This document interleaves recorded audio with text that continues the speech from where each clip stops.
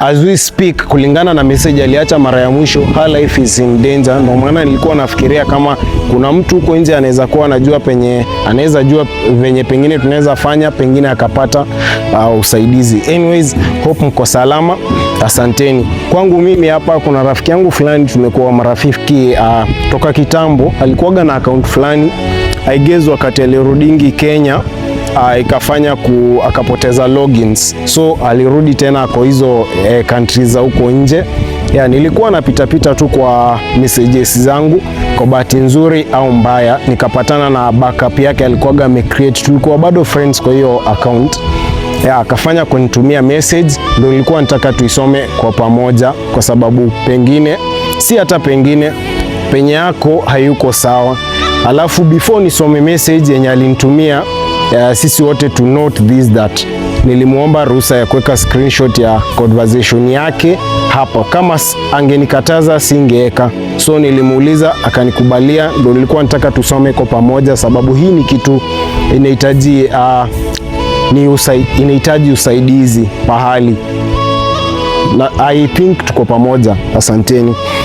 Alinitumia message akaniambia, I really need your help please. I'm stuck here in Iraq.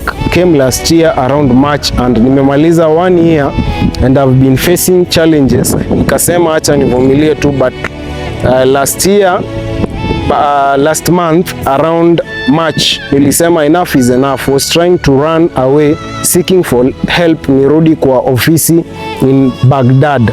So along the way nikashikwa cause these people hawajai renew my visa and ID card.